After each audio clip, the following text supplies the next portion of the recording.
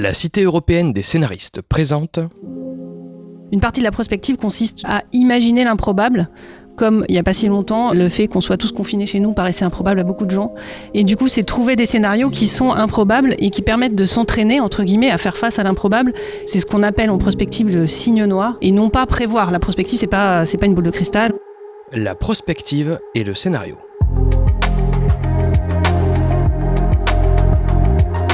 Salut, c'est Baptiste Rambaud. Un dimanche sur 4, j'ai le plaisir de discuter avec ceux pour qui le scénario est un outil de travail.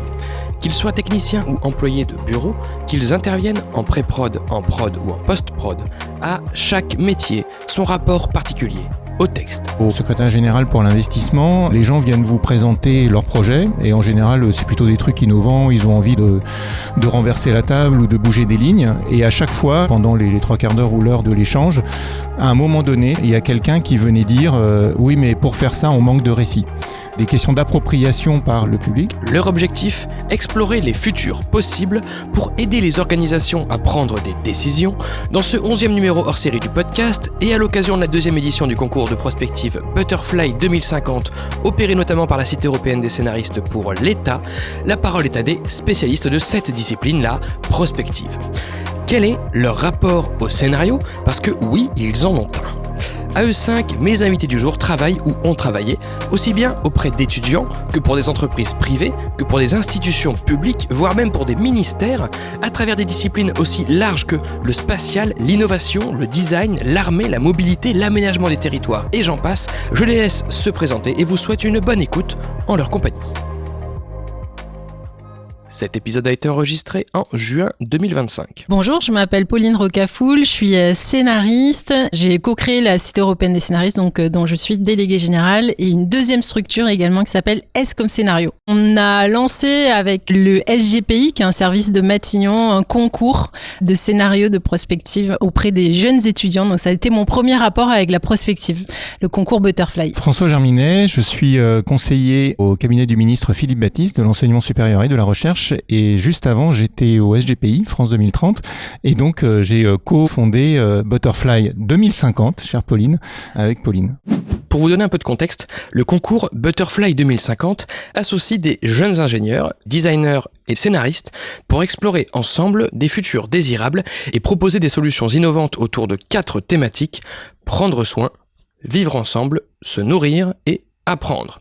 Le tout porté dans le cadre du plan d'investissement France 2030 par notre secrétariat général pour l'investissement, le SGPI, au service du Premier ministre, dans le but d'éclairer et d'inspirer nos institutions, nos politiques et nos entreprises. Delphine Bondran, je fais de la prospective participative, c'est-à-dire que je fais faire de la prospective à d'autres. Donc ça va être sur des territoires, à des habitants, des acteurs socio-économiques du territoire, des salariés dans les hôpitaux ou ailleurs. Voilà, c'est ça Très que varié. je fais. Bonjour, Sébastien Lombard, je suis donc responsable d'activités de prospective au Centre national d'études spatiales. Donc c'est l'agence spatiale française, c'est la NASA française, bien qu'en plus petit. Le CNES. Et donc je m'occupe de prospective spatiale, évidemment. Comment définiriez-vous la prospective en une phrase pour nos auditeurs profanes qui nous écoutent ? Pour moi, la prospective, c'est une démarche intellectuelle d'exploration des futurs. Alors des futurs parce que il peut y en avoir plusieurs, il n'y a pas un futur déjà écrit qu'on essaierait de prédire. Et en fait, on explore aussi, c'est-à-dire que c'est difficile de donner une image d'un futur et de bien comprendre ce que ça implique. Donc en fait, on se projette dans ce futur après l'avoir imaginé et on essaie d'en explorer un petit peu les nuances. Si je complète un petit peu la phrase, je dirais effectivement c'est une démarche qui permet de se réapproprier son futur aussi, en y réfléchissant et en pouvant peut-être agir sur le futur. Ok, dans une idée de pouvoir agir derrière une fois qu'on a exploré. Oui. Au-delà de la définition technique, moi je suis tombé là-dedans avec l'idée que la meilleure manière de penser le futur, c'est de l'imaginer. La meilleure manière de préparer le futur, c'est de l'imaginer. Et donc du coup, forcément, on tombe dans la prospective. On va rester un peu sur les définitions rapidement. Quelles sont les différences donc entre un scénario de prospective et le scénario de film et de série, les scénarios de fiction ? Parce que dans les deux cas, on parle de scénario, c'est pas la même chose. Moi, là où je le distingue, c'est que dans le scénario prospectif, ce qu'on essaye de faire, c'est de décrire des futurs, possibles ou pas d'ailleurs, mais donc des situations, des environnements, des univers finalement, Et on n'est pas dans le récit où on raconte pas une histoire en tant que telle, même si on peut générer des situations et se dire, bah tiens, le monde il sera comme ci, comme ça.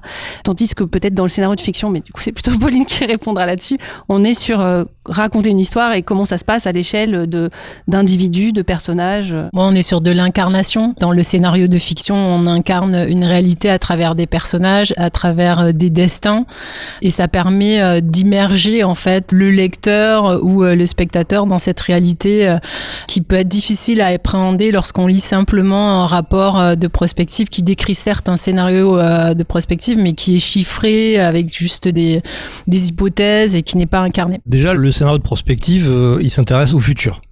Pas forcément le cas des scénarios de fiction où on peut tout à fait être dans le présent, dans le passé, etc. Okay. Donc nous, c'est toujours le futur, éventuellement aussi comment on va du présent au futur. Ensuite, scénario de prospective, souvent, il résulte d'une construction collective, en groupe de réflexion, voire de démarches plus ou moins rigoureuses entre la rigueur et la créativité, mais quelquefois des méthodes assez rigoureuses où on va identifier des variables de contexte, se demander comment le monde sera de ce point de vue-là, etc. Avant d'imaginer même notre sujet. Notre sujet, ça peut être la mobilité en 2040, la consommation en 2050, etc. Ça dépend un petit peu ou ça peut être l'avenir d'une entreprise aussi, l'avenir d'un groupe en 2050. Okay. Donc tout ça, on va le mettre dans un contexte qui est plus large. On va d'abord essayer d'imaginer ce contexte. Donc en fait, à la base, le scénario brut de prospective, c'est quand même une construction intellectuelle. Et pour passer à un vrai scénario qui incarne tout ça, qui nous le rend sensible, qui nous le rend vraiment intuitif, on est obligé généralement de le mettre dans un récit ou dans un scénario qui se rapproche d'un scénario de film ou de série orienté futur, évidemment. Okay. On est dans l'émotion du coup, parce que tu parlais du scénario un peu intellectuel. Dans la fiction, on va être plus dans l'émotion. C'est ça, il faut passer de quelque chose qui est une belle construction intellectuelle mais un peu aride, assez rigoureuse, à quelque chose qui parle aux gens en fait. La discipline prospectiviste se rapproche plus de la science finalement que la fiction se rapprocherait. Pas toujours, il y a de la créativité aussi, mais il y a aussi des écoles de prospective et une base méthodologique importante. Moi, il y a une image que j'aime bien utiliser, même si c'est pas forcément de la prospective, mais ça peut s'en rapprocher, c'est les inscriptions qu'il y a sur le paquet de cigarettes et qui nous prédisent voilà un cancer ou des maladies très graves. On a des photos, on a des chiffres et généralement, tant qu'on n'a pas vécu dans son environnement très proche un cancer vraiment assez violent, on reste sur une donnée qui est assez brute et qui est scientifique versus une histoire personnelle qui peut nous toucher directement et qui peut être peut-être plus mobilisateur pour changer son comportement. Et pour terminer sur le vocabulaire, on entend parler, moi j'ai vu pas mal de design fiction. Alors qu'est-ce que c'est que le design fiction dans la prospective et quel est le rapport ou la différence avec la fiction tout court de cinéma et de série? Le design fiction, comme son nom l'indique, en fait, c'est le fait de concevoir des fictions, mais du coup, à travers le design. Et par exemple, le design d'objets, on parle d'artefacts dans le design fiction. Et du coup, on va matérialiser ces scénarios prospectifs à travers un objet. Enfin, l'objet n'est pas forcément une table. Oui, l'objet par opposition à un sujet. Enfin, Voilà, et ça peut être en fait une affiche ou ça peut être un ticket de caisse. Ça peut être, enfin, c'est la matérialisation concrète d'un objet du futur en fait qui nous donne à voir ce futur et où on peut se projeter directement en 2040, 2050 selon le scénario et selon l'objet. Donc faire du design fiction, c'est par exemple imaginer le ticket de caisse du futur. C'est ça, ou la carte de France du futur. Donc maintenant qu'on a posé un peu les bases théoriques, comment est né votre intérêt personnel pour la prospective chacun? Je m'étais déjà intéressé pas mal au design et du coup à l'université de Cergy que j'avais présidé, du coup j'ai créé une école de design. On attend Frédéric Lecourt qui devrait arriver. Et donc là il y a déjà une question d'histoire à raconter parce que au lieu de simplement concevoir un système, de concevoir une solution, on va voir comment ça s'incarne à travers un groupe de gens, à travers une communauté, à travers des collectivités, à travers une entreprise, avec les usagers, etc. Donc il y a déjà une mise en histoire du sujet, de la problématique qui est posée sur la table. Après, quand je suis arrivé au secrétaire général pour l'investissement, les gens viennent vous présenter leurs projets et en général c'est plutôt des trucs innovants, ils ont envie de renverser la table ou de bouger des lignes et à chaque fois, pendant les 3/4 d'heure ou l'heure de l'échange, à un moment donné, systématiquement, il y a quelqu'un qui venait dire oui mais pour faire ça on manque de récit. Ça m'a frappé quoi, c'était systématique, les gens avaient des super idées mais ils disaient à un moment donné on bloque sur des récits. Ça peut être des sujets liés au numérique, ça peut être des sujets liés lié à l'éco-anxiété ou à la transition. Ça pouvait être lié à des futurs désirables qui n'arrivaient pas à passer. Donc on manquait de moyens de se projeter, en gros. Voilà, des questions d'appropriation par le public. Voilà. Ok. Du coup, à un moment donné, j'ai croisé la Cité européenne des scénaristes qui était lauréate de ce sujet-là, justement, à compétences et métiers d'avenir. On a commencé à réfléchir avec des ingénieurs et avec des designers, sous l'impulsion de Bruno Bonnel, le secrétaire général pour l'investissement, à un concours qui est Butterfly 2050 et qui permettait à des jeunes ingénieurs, designers, scénaristes et élèves de la voie professionnelle d'imaginer un futur, de se projeter dedans et de le raconter. Voilà, donc c'est comme ça que je suis rentré dans la prospective. C'est toute la problématique d'arriver à se projeter dans un futur désirable qui puisse être un peu méthode Coué et qui permette de se dire bah oui, c'est ça notre vision du futur. Toi, ça a été ça, ton arrivée sur le sujet, c'était la recherche d'un futur désirable? Oui, alors en fait, ça a commencé même avant. En 2019, on avait été approché par Orange qui cherchait à faire des mini-podcasts de 5 minutes, des histoires sur justement un futur désirable qui mettrait en scène les nouvelles technologies. En tant que scénariste, je dirigeais la petite collection et je me souviens que la première approche que j'avais avec les scénaristes, c'était mais on va pas vendre les nouvelles technologies, c'est pas notre rôle. On était dans un climat où c'était compliqué de se projeter dans le futur et de le rendre désirable. C'était pas trop à la mode, en tout cas du côté des scénaristes. Et ça a été ma première expérience. Et c'est vrai que quand j'ai rencontré François et qui m'a proposé de travailler sur le concours Butterfly 2050, le fait de pouvoir demander et proposer aux étudiants d'imaginer un futur désirable, c'était quand même quelque chose d'hyper intéressant parce qu'aujourd'hui, encore moins qu'en 2019, c'est très compliqué de se projeter dans une désirabilité. Et c'est intéressant parce qu'ils ont permis d'illustrer le futur sans forcément qu'il soit c'est-à-dire que ça peut être un futur complètement cassé avec de la montée des eaux, mais ils arrivent à chaque fois à recréer une désirabilité, par exemple dans le lien humain ou dans la façon d'apprendre. Et c'est hyper intéressant comment le futur désirable, c'est pas juste tout est beau, mais c'est un chemin dans quelque chose qui peut être plus complexe. Moi, j'ai commencé par les crises et les risques. Donc les aléas, et du coup là il fallait imaginer plutôt des... C'est de l'anticipation de crise que tu faisais? Voilà, donc c'était pas la prospective puisque c'est vraiment orienté crise, même s'il fallait regarder un petit peu les évolutions des systèmes, etc. Non, juste pardon, mais qu'on creuse un peu, t'étais dans une entreprise en particulier qui avait ces besoins-là? Je faisais du conseil, moi j'ai été consultante et du coup je faisais de la prévention et gestion de crise et de l'accompagnement du changement, parce que c'est là-dessus que j'avais fait mon mémoire à l'époque sur les entreprises à risque industriel. J'ai découvert le design fiction en tant que participante à un atelier de design fiction et de prospective, et c'est à travers cette formation que moi j'ai découvert ça et que je me suis dit j'ai trouvé que c'était très très puissant pour se rendre compte de la pluralité, de la diversité des futurs possibles, ou pas d'ailleurs, et pour à l'échelle du participant, de la participante que j'étais, se positionner et se dire vers quoi j'ai envie d'aller, quel scénario j'ai envie de servir ou pas finalement, ou d'éviter. Comme disait Pauline, pas s'arrêter à la crise, mais aller sur la partie proactive derrière de qu'est-ce qu'on en fait, qu'est-ce qu'on fait derrière. C'est ça. Et enfin Sébastien? Je suis ingénieur à la base et donc avec une carrière essentiellement dans le spatial. Donc dans la démarche tout ingénieur, il y a un peu d'anticipation technologique en fait, avec quoi on va travailler à l'avenir. Mais je me suis rendu compte que ça suffisait pas en fait. Les technologies sont pas, c'est jamais qu'un des champs, et en particulier dans le spatial, la géopolitique est très importante, mais aussi de plus en plus les modèles économiques, les impacts environnementaux, etc. Donc il fallait élargir le champ un petit peu pour penser plus efficacement les activités spatiales. Et puis j'avais peut-être quelques petits facteurs. Bon, je suis ingénieur, mais j'ai quelques années aussi de lettres modernes qui peut-être me poussent un peu vers des scénarios, des récits.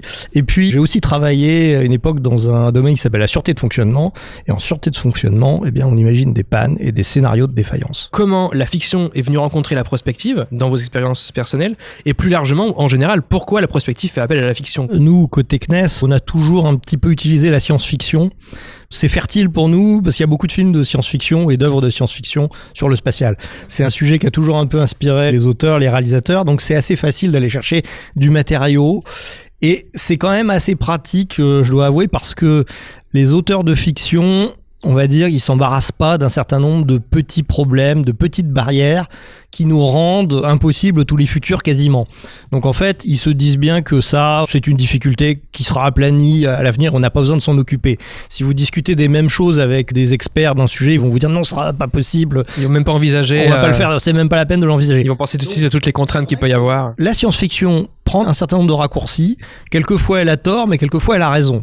Donc ça nous ouvre un peu les chakras, on va dire, cette science-fiction spatiale.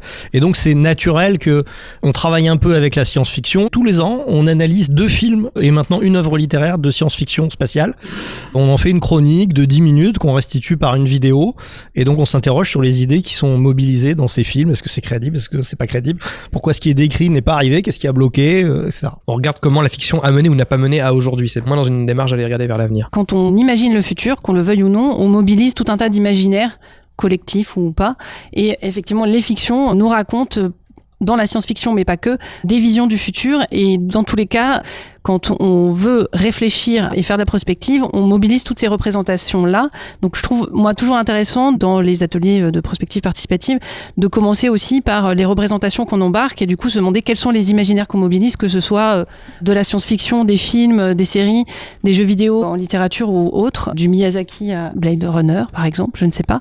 Et puis il y a aussi, c'est ce que tu disais tout à l'heure, comment on peut mettre en récit ces scénarios qu'on a imaginés et qui sont a priori très théoriques, les scénarios prospectifs, je parle, et du coup comment on peut mobiliser la fiction pour donner à voir ce que pourrait être un futur différent, parce que dans une logique aussi itérative de la prospective, on revient sur le scénario pour voir comment on peut le faire évoluer, est-ce qu'il est suffisamment crédible, est-ce que il va assez loin dans l'imaginaire, est-ce qu'il nous pousse dans nos retranchements ou pas, se dire tiens, on le matérialise encore une fois, ou on l'incarne à travers une histoire, un récit, qui permet à des gens qui n'ont pas participé à tout le processus d'étude ou d'écriture du scénario prospectif de se dire tiens, je regarde cette vidéo, par exemple un court-métrage, ou j'écoute ce podcast de 2 minutes, là, les scénarios de l'ADEME par exemple qui sont mis en récit à travers des podcasts. L'ADEME est l'Agence de l'environnement et de la maîtrise de l'énergie. Et à travers ces 2 minutes ou 10 minutes, ça me donne une source d'inspiration qui me permet d'envisager une alternative, un autre futur. Donc c'est aussi un support de traduction tout simplement de la prospective vers le grand public aussi. Exactement. Pour le rendre plus ok. Ce qu'a dit Delphine aussi, c'est quand même qu'il faut...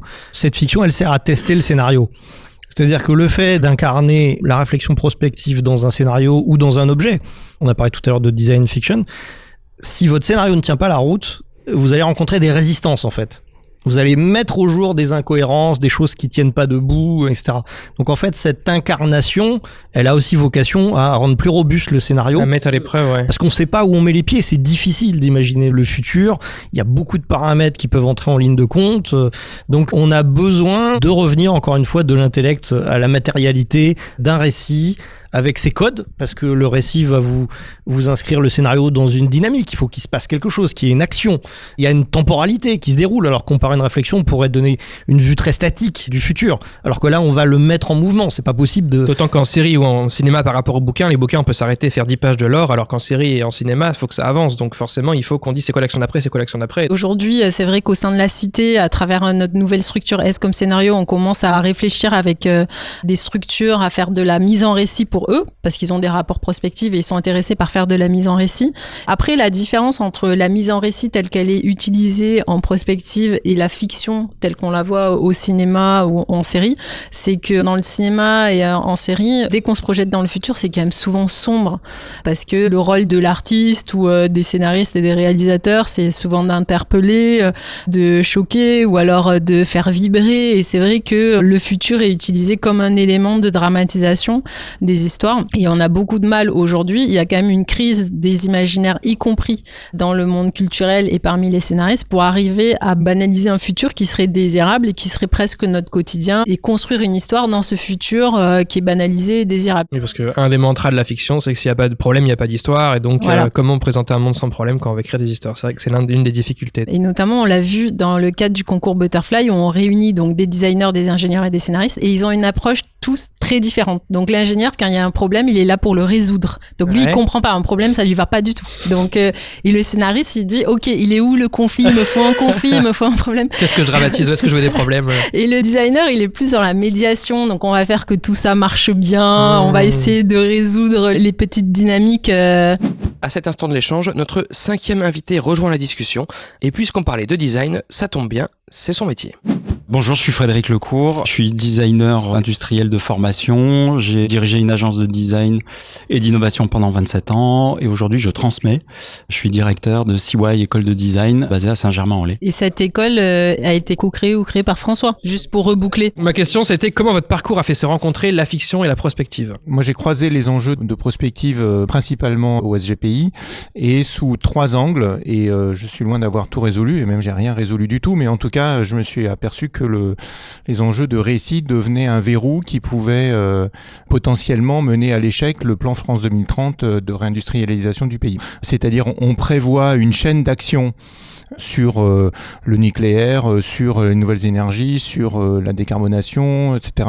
On se dit on va aller de l'innovation jusqu'à la nouvelle usine et on va financer toute la chaîne qui permet au nouveau nucléaire d'émerger, à une filière hydrogène d'émerger, etc. Mais tant qu'on n'a pas incarné toute cette chose-là dans un récit, en fait, on ne sait pas si ça va marcher au bout du compte. Il y a la question du verrou des imaginaires chez les jeunes, parce que si on veut réindustrialiser le pays et qu'on veut amener beaucoup plus de jeunes vers des filières ingénieurs et des filières scientifiques et techniques, mais que ça les intéresse pas plus que ça, du coup on est bloqué. C'est-à-dire que si on renouvelle pas les imaginaires dans notre pays liés à ces filières-là, eh bien on peut mettre tous les plans de gestion prévisionnelle des emplois et des compétences sur la table que l'on veut, ça va pas changer les choses. Et puis le dernier point, c'est les enjeux de souveraineté et qui sont encore plus prégnants aujourd'hui dans le contexte géopolitique. On y reviendra peut-être, où on se dit si je dois financer les innovations qui permettront au pays d'être plus souverain demain, lesquelles est-ce que je dois financer en priorité? Et donc ça nous amène à nous projeter et donc à avoir une vision prospectiviste. Et après, on peut travailler 2 types de prospection. Une prospective plutôt incrémentale, où on est sur des technologies qui existent, on pousse le curseur et on voit ce qu'on a besoin de financer, mais aussi des prospectives de rupture, où on peut avoir des technologies qu'on n'imagine pas ou peu, ou qui sont à peine émergentes aujourd'hui, mais qui potentiellement peuvent avoir un impact majeur. Et celles-là, il faut les imaginer. Ok, et enfin, donc toi, Frédéric, comment ton parcours a fait rencontrer la prospective d'une part et la fiction d'autre part? C'est une rencontre qui est arrivée tôt dans ma tête, lentement dans le paysage professionnel. Tôt dans ma tête parce que je suis dyslexique, dyspraxique et que les imaginaires, c'est un univers que mentalement je structure. J'ai besoin de palais mentaux pour imaginer des concepts et des choses comme ça. Donc très très tôt, j'étais qualifié de rêveur, mais ça peut être quelque chose de très sérieux. Pour info, un palais mental, c'est une technique de mémorisation utilisée par les champions de la mémoire qui consiste à visualiser un lieu qui vous est familier, votre maison, un trajet quotidien, etc. et à y placer dans votre imagination des éléments symboliques associés à des informations pour transformer ainsi une liste d'informations, genre les décimales de pi par exemple, ce qui est très connu, en un parcours mental à travers un lieu physique, une visualisation d'éléments dans un lieu à travers lequel on va cheminer dans notre tête. Et puis dans mon approche professionnelle, quand j'ai démarré il y a presque 30 ans, le design, il s'était lui-même pris les pieds dans le tapis et il s'était enfermé dans une toute petite place qu'on lui a laissée dans l'industrie, c'est l'esthétique, c'est l'embellissement des objets du quotidien, c'est même encore plus restreint que ça. Et je n'ai cessé d'expliquer et de travailler avec tout un tas d'univers pour expliquer que le design, c'est un mode de conception. La première chose, c'est de designer la question à laquelle le projet doit répondre.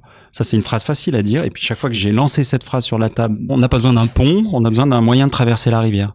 Et puis, l'aspect rationnel des choses est rarement aux manettes. On est émotionnel, on est plein de décisions qui déraillent ou qui n'avancent pas comme on le souhaiterait.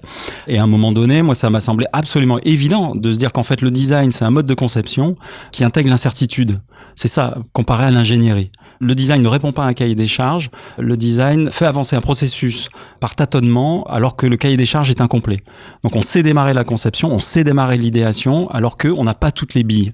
Moi j'avais entendu un jour, mais la prospective c'est un exercice, ça ne marche jamais. Aucun prospectiviste n'a su deviner qu'aujourd'hui on roulerait en trottinette en ville. Et quand j'ai entendu ça, je me suis dit alors la seule chose dont on est sûr, c'est que ça va pas se passer comme prévu. Et à partir du moment où on a cette certitude, le design, ça embrasse cette idée de manière fabuleuse. On peut avancer. On peut tenter. T'as un exemple, un projet concret à donner à ceux qui nous écoutent? Pour le groupe La Poste, qui nous ont demandé d'apaiser les tensions dans les bureaux de poste parce que un guichetier venait de se faire agresser violemment. Apaiser les tensions dans les bureaux de poste, on pourrait se dire, et c'était l'a priori du donneur d'ordre, c'était il faut réaménager les espaces, les syndicats disent il faut peut-être faire machine arrière, là on a enlevé les vitres blindées, peut-être qu'il faut les remettre, voilà. Et on va commencer par faire des hypothèses, on va lancer le sujet, on va faire de l'enquête terrain, de l'ethno, se rendre compte que dans des bureaux de poste, il peut se passer des choses mais totalement étonnantes qu'on ne se permettrait pas dans une banque.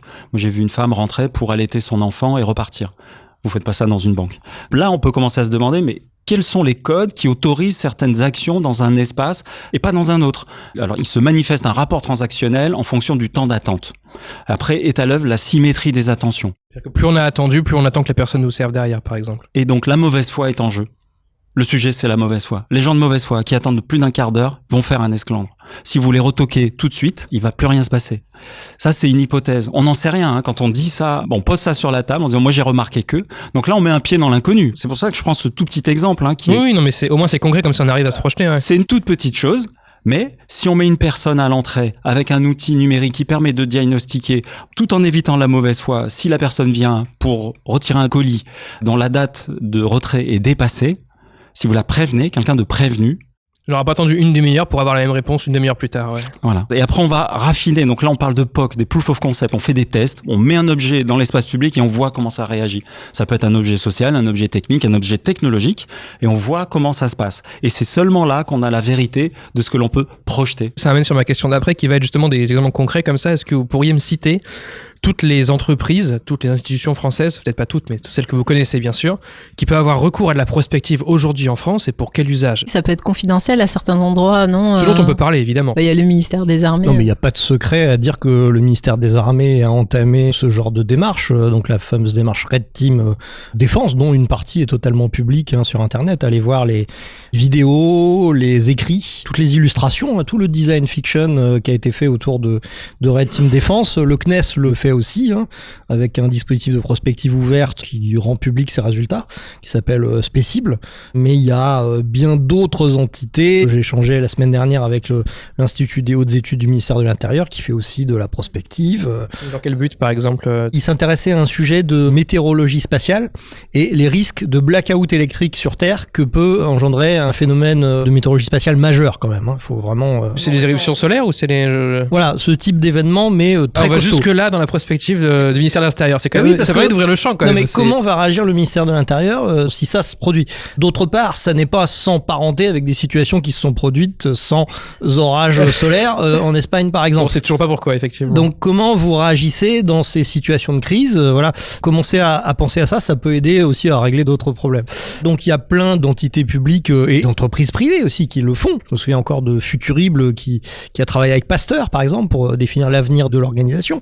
Et puis généralement toute entreprise ou groupe d'une certaine taille quand même, c'est pas forcément les PME qui font ça, peut légitimement s'intéresser à son futur, la façon dont il va se positionner. Alors il y a des choses qui sont classiques comme le marketing finalement, mais il y a aussi des démarches de prospective. Il y a de plus en plus peut-être d'organisations publiques ou privées qui font appel à la prospective parce qu'on est peut-être dans un contexte de plus en plus incertain et du coup on a de plus en plus besoin d'imaginer des futurs alternatives pour voir comment se positionner par rapport à ça. Dans la sphère publique, je pense aussi à l'ADEME qui a ses 5 scénarios Transition 2050 sur la neutralité carbone et qui a fait de la mise en récit sur ces scénarios et où il y a à la fois une vocation probablement de voir comment on pourrait arriver à la neutralité carbone, plus la vocation de sensibiliser le grand public ou en tout cas le public à ces différentes manières de faire pour se positionner encore une fois. Enfin, c'est ce que je trouve intéressant dans la prospective, c'est la pluralité des scénarios qu'on va pouvoir imaginer pour ensuite se dire comment on agit aujourd'hui au présent. Et dans les entreprises, dans les grandes entreprises françaises, Decathlon ou EDF, on a aussi beaucoup à l'échelle de l'innovation où on va faire appel à de la prospective pour créer de l'innovation. Je trouve que c'est intéressant cette fourche et cette divergence, c'est qu'on peut essayer d'imaginer le futur pour l'anticiper, ou on peut imaginer le futur pour l'orienter. Agir dessus. Et donc il y a subir ou agir. Et je trouve qu'en design, le sujet, c'est d'agir sur la chose. Je pense qu'on est sorti de cette époque où on avait foi dans le progrès, où le temps qui passait était promesse d'enrichissement, de croissance, de meilleur. Aujourd'hui, on a plutôt l'impression d'un chaos qui est souvent, qui peut être engendré par des gens extérieurs ou des événements extérieurs qu'on ne maîtrise pas, et ça amène toute structure à se réinterroger sur sa capacité à remplir sa mission ou sa vocation. Par exemple, quand on parle du ministère de l'Intérieur, donc qui est sur des enjeux de sécurité, c'est vrai que le blackout en termes d'électricité, on pourrait imaginer des enjeux de sécurité qui viendraient d'autres choses qu'un blackout en électricité. Or, on est vraiment sur le sujet puisque ça pourrait entraîner une désorganisation sociale très forte. Moi, je me souviens que j'avais eu des interactions aussi avec l'IHEMI, donc l'Institut des études du ministère de l'Intérieur, avec François d'ailleurs, sur la question du réchauffement climatique, comment on assure la sécurité des citoyens lorsqu'on a une canicule qui dure plusieurs semaines, par exemple. Quels sont les risques qui vont émerger et poser problème en termes de sécurité? Le ministère des Armées, il y a eu la Red Team que tu as cité, Sébastien, maintenant c'est devenu le programme Radar, qui implique beaucoup plus la société civile. Parce que le ministère se rend bien compte qu'il y a des problématiques qui pourraient amener à l'intervention de l'armée et qui peut-être concernent tout simplement une crise du Covid, par exemple, qui dégénère totalement et qui désagrège totalement la société. Les ministères aussi s'interrogent, par exemple, sur la question de la souveraineté alimentaire. Comment ça se passe si tout d'un coup il y a une guerre, je sais pas combien de pourcentage de produits alimentaires on importe. Ce que je trouve intéressant aussi, c'est du coup, il y a des passerelles. C'est-à-dire que tout à l'heure, on a parlé de passerelles entre spatial et ministère de l'Intérieur. C'est-à-dire qu'en fait, ça crée des passerelles entre du privé et du public et entre différents privés et différents publics qui vont venir. En fait, les scénarios vont brasser tellement large. Moi, je trouve qu'on fait de la prospective facile. Et dans un monde qui est à peu près stable, où il suffit de pousser la boule pour voir un petit peu ce qui va se passer après, c'est faisable. Donc c'est plutôt de la prospective incrémentale. Et comme le disait Delphine, dans un monde beaucoup plus imprévisible, beaucoup plus chaotique, alors on est obligé d'aller vers des récits beaucoup plus en rupture. Voilà, il y a les scénarios de l'ADEME, c'est important, il faut le faire, mais en fait on sait faire. On prend la situation actuelle, on regarde quelques paramètres qui vont évoluer à l'avenir. Ça peut être plus de tech, moins de tech, ça peut être le courage politique d'aller plus fort ou moins fort, et puis avec ça on fait les 4 scénarios de l'ADEME. Et à partir de ces scénarios qui sont plutôt techniques, à partir des rapports d'experts, on peut faire une mise en récit. Mais la mise en récit, elle va simplement permettre d'incarner, de mettre des émotions et puis de se dire que en faisant ça, on va pouvoir amener un peu plus la décision du politique. Mais on n'est pas sur la rupture. Le scénario de rupture, lui, il est sur des fréquences basses très fondamentales de ce qui peut se passer dans les tréfonds de la société et du monde et de ces évolutions-là. Et puis, il vient poser quelque chose qui était absolument pas attendu. Et donc là, on a besoin de scénaristes, on peut absolument pas faire autrement, quoi.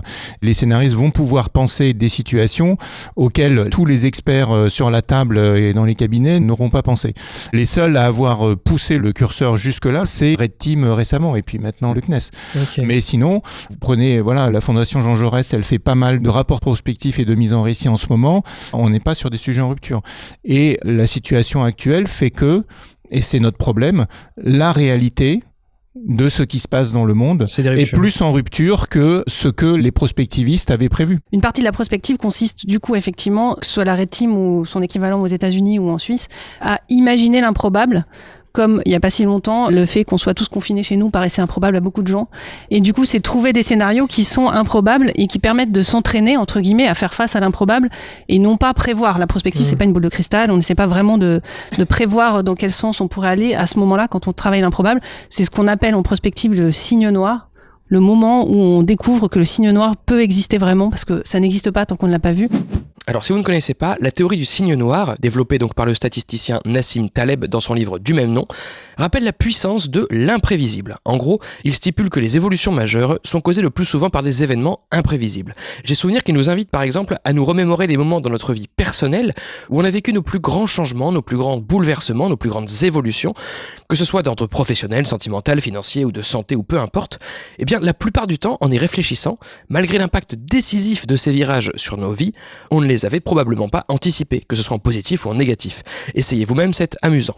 Donc la théorie du signe noir rappelle entre autres combien il est vain de prédire scientifiquement l'avenir et combien la statistique sous-estime la puissance de l'incertain. L'improbable, il est à la fois tellement énorme et tellement partout que quand on essaie de quadriller tous les improbables énormes et partout, comment ne pas se perdre quoi dans la prospective? Moi, c'est un truc qui me vient tout de suite. Ah bah il faut se perdre. C'est un des objectifs. En tant que designer, je vois aussi la prospective comme un exercice anxiogène, comme un exercice de mauvais scénario, voire dystopique. On a du mal à faire de la prospective optimiste. L'autre jour, je discutais avec le patron du design et de l'innovation d'EDF qui me disait mais oh là là, il va falloir changer le monde parce que ça passe pas là, ça passe pas hein. En termes de besoins, ça passe pas. Et je lui dis bah ouvrez des agences de voyage. Il me regarde, mais quoi? Je dis oui, ouvrez des agences de voyage pour aller très peu loin chercher le bonheur. Parce que le sujet, c'est pas de décarboner. Le sujet de fond, c'est quoi le bonheur décarboné? Et le rêve et les imaginaires et la narration. Et donc je dis, il faudrait qu'un acteur propose une agence de voyage pour prouver que la plupart du temps, quand je vais à l'autre bout du monde, c'est pour mettre des photos sur mes réseaux sociaux parce que je veux revendiquer mon statut social auprès de mes amis. Et je voyage plus pour moi, je sais plus voyager. Et donc, il me regardait, il me disait, ah ouais, c'est intéressant comme point de vue. C'est un point de vue optimiste. L'idée que les institutions publiques, l'État notamment, fassent appel à des scénaristes de fiction pour construire l'avenir, on pourrait se dire, mais en fait, ils contrôlent rien, ils savent rien. Il y a un peu un truc vraiment mais c'est inapproprié, c'est gadget et tout. Qu'est-ce que vous pensez, vous, de l'idée? Comment vous êtes fait à l'idée? Je sais pas, que l'État fasse appel à des scénaristes de fiction pour avancer, et en quoi, en fait, c'est constructif. Quand la Red Team a été annoncée, moi, j'avais trouvé ça génial. Je me suis dit, mais forcément, c'est l'armée qui fait ça, parce qu'ils sont en avance, ils savent le pouvoir du récit, le pouvoir de la fiction. C'est vraiment dans leur matrice, c'est-à-dire que les militaires, on voit tous la map avec les petits soldats de bois où ils s'immergent dans des scénarios militaires, en fait, de stratégie.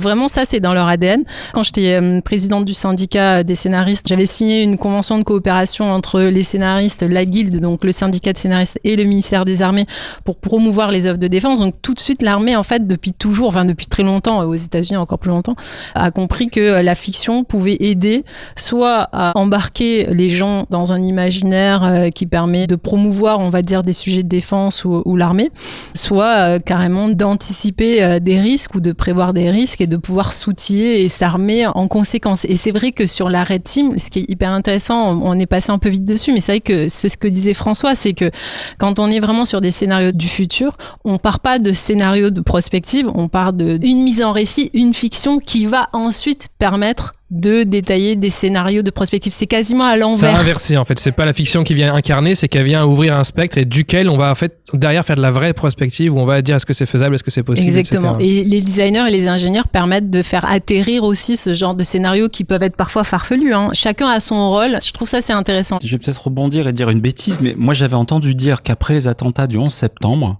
le gouvernement américain avait convoqué les scénaristes d'Hollywood en disant on est tous choqués, vous n'allez pas assez loin dans les scénarios que vous proposez dans le cinéma grand public, ça va pas du tout. Mais non, mais ça Je sais m'étonne pas pas. si c'est une légende urbaine. En recherchant sur le sujet a posteriori, j'ai trouvé effectivement un article de Wired relatant plus largement le fait que l'armée américaine a commandé à des scénaristes et réalisateurs d'Hollywood des scénarios de prospective au sujet du terrorisme suite aux attentats du 11 septembre 2001. Je vous mets le lien en description. C'est vrai qu'à chaque fois on parle du réel qui dépasse la fiction, on attendrait presque de la fiction qu'elle nous devance, quoi, qu'elle aille au-delà, qu'elle soit plus imaginative que nous. Ouais. Mais quand la série Baron Noir est sortie, où on a quand même, dans la 3e saison, sans spoiler, un candidat. Comment pas spoiler du coup? Bref, tout le monde a vu Baron Noir, on va partir de ce Voilà, principe. exactement. Un candidat qui surgit de nulle part de la société civile et qui arrive quand même à retourner toute l'opinion publique. Enfin, c'est Eric Benzekri qui est le scénariste principal de cette série, avait été convoqué par Macron et l'histoire raconte, hein, j'étais pas au déjeuner, qu'il lui aurait demandé qui est aujourd'hui ce candidat dans la fiction, où est-il et d'où il pourrait surgir en France dans notre réalité En fait, les aujourd'hui. scénaristes deviennent si experts d'un sujet qu'ils deviennent en fait presque des consultants sur les sujets eux-mêmes, quoi. Bah, moi, j'appelle ça les précogs. Dans Minority Report, il y a ces fameuses créatures allongées dans l'eau et qui prédisent l'avenir. Et normalement, un bon scénariste, sa dimension artistique fait qui peut être connecté à ce que François tout à l'heure appelait les vibrations un peu profondes du monde. C'est la sensibilité, on le trouve aussi chez les designers, hein, mais peut être connecté à des signaux faibles qui peuvent à un moment donné parler du futur. Benzekri qui est un peu considéré comme un prophète finalement, avec la fièvre aussi derrière, parce qu'on a quand même peut-être besoin de se dire qu'il y a des gens qui ont pensé l'avenir tel qu'il va se produire. C'est rassurant de se dire qu'il y a des gens qui savent, ouais, peut-être, je sais pas. Peut-être, pas forcément dans ce cas-là pour tout le monde, j'imagine, dans ce scénario-là, mais ça rejoint ce que tu disais, Pauline. En fait, je pense que dans les institutions, que ce soit des entreprises ou des ministères ou enfin d'autres organisations publiques, on a des gens qui sont experts d'un domaine et à un moment, il y a besoin d'avoir un regard extérieur et qui n'est pas du tout expert sur quelle que soit la thématique, le spatial ou autre, pour venir interpeller et ramener quelque chose d'autre. Et les auteurs de fiction sentent le monde à un moment donné. On cite La fièvre et Baron Noir, mais quand même, ça peut arriver dans des fictions très populaires. Plus belle la vie avait anticipé le Covid. Au moment où la France a été confinée en mars 2020, au même moment, Marseille-Est, l'hôpital de Plus belle la vie, j'écrivais sur la série à cette époque-là au Dialogue, avait imaginé un confinement. Donc Marseille était confinée au même moment dans la fiction, parce que cette histoire avait été proposée quasiment 1 an plus tôt. Et je me souviens, moi, quand j'étais au Dialogue, j'avais dialogué autour de novembre-décembre. Et en décembre, on finissait les dialogues de cette arche, qui allait être donc diffusée en mars 2020. Au moment du confinement. Au moment du confinement. Et on se disait, mais c'est fou, t'as vu ce qui arrive en Chine, etc. Ouais. Et on voyait le truc grossir et ça s'est rejoint, réalité et fiction sont rejoints au même moment. Après il y a aussi un truc a posteriori, c'est comme quand on prend les Simpsons qu'on dit qu'ils avaient tout prévu à chaque fois sur un épisode, ou parce que avec le volume de fiction qu'il y a eu, on a forcément une qui a eu raison aussi a posteriori, mais c'est vrai que c'est intéressant. Les fictions par exemple, bienvenue à Gattaca, sur les manipulations génétiques, les fictions permettent de poser à un moment donné un futur possible si on pousse telle technologie à son maximum, et ça peut donner des garde-fous par exemple. Avec l'avènement des IA générales, c'est-à-dire au-delà de l'IA générative qui existe mais qui serait capable de gérer la totalité du monde et puis de se gérer entre elles, de se répondre, etc. On n'est pas très très loin de Matrix. Si on n'a plus rien à faire, est-ce que on va rentrer dans l'oisiveté ou bien on va simplement devenir des piles à énergie parce qu'il vaut mieux rêver le monde plutôt que le vivre. En gros, ce que je retiens de ça, c'est que du coup, ça me permet de se projeter dans un truc qui est très dangereux sans avoir à le vivre au quotidien, la fiction. Ça peut donner un garde-fou sur des possibles et du coup des régulations. Ou alors conditionner les imaginaires pour aller droit devant parce qu'on n'a pas d'autres alternatives. C'est comme la voyance. Si on te tire les cartes et qu'on te dit que, ça va forcément influencer tes comportements. En tant que designer ou scénariste ou créatif, en fait, moi je trouve qu'il y a quand même un sujet autour de l'intuition. On a des métiers où on sait travailler son intuition, on sait l'écouter. L'intuition, ça chuchote. C'est tout doux. Vous avez quelque chose qui vient et puis ça s'évapore très vite. Et puis le brouhaha du monde hurle, lui, très très fort d'un côté. Et de l'autre, dans les organisations, les entreprises, les institutions, il y a une hiérarchie, il y a des codes, il y a des modalités de décision qui font que on ne peut pas déballer comme ça en réunion. J'ai une intuition, les gars. Un pressentiment, ouais. J'ai un pressentiment. Je le sens pas, je le sens. On arrête tout et on va faire autre chose. Ça, c'est impossible. Donc il y a un vrai sujet autour de la décision, c'est que les organisations sont structurées pour réussir à prendre des décisions. Et ces structurations en tant que telles posent un problème pour faire rentrer le grain de sable, pour faire rentrer l'incertain et l'imprévisible. Ce qui n'est pas le cas quand on est, entre guillemets, plus artiste ou designer ou créatif. Oui, des fois il y a un truc qu'on sent ou on le sent pas, mais on n'a pas forcément tout de suite les mots pour expliquer pourquoi on le sent ou on le sent pas. Et peut-être que la demande, concrètement, elle est là. Amenez-nous de l'intuition dans des organisations qui n'est plus capable d'en éprouver, ouais. De les produire, de les écouter. Ok, Sébastien, je t'ai pas eu là-dessus, toi, t'aurais des choses à rajouter sur le sujet parce que toi, pour le coup, tu bosses au CNES, c'est une association publique, tu fais de la prospective. Oui. Ça a été une évidence tout de suite pour toi. Alors, moi, j'ai hérité d'un dispositif fondé avant que j'arrive, mais qui était déjà la prospective ouverte. Alors, non seulement on peut avoir recours à des scénaristes, mais en fait, on pense le spatial pas entre experts du spatial. C'est-à-dire que dans notre démarche de prospective, on vient englober des médecins, des architectes, des avocats, des ingénieurs en agronomie, enfin des gens sur le vivant. On vient constituer un petit panel un peu plus représentatif de la société et de ses fonctions que ce qu'on est nous en tant qu'agent spatial ou industriel du spatial, puisqu'on associe évidemment notre écosystème à nos réflexions.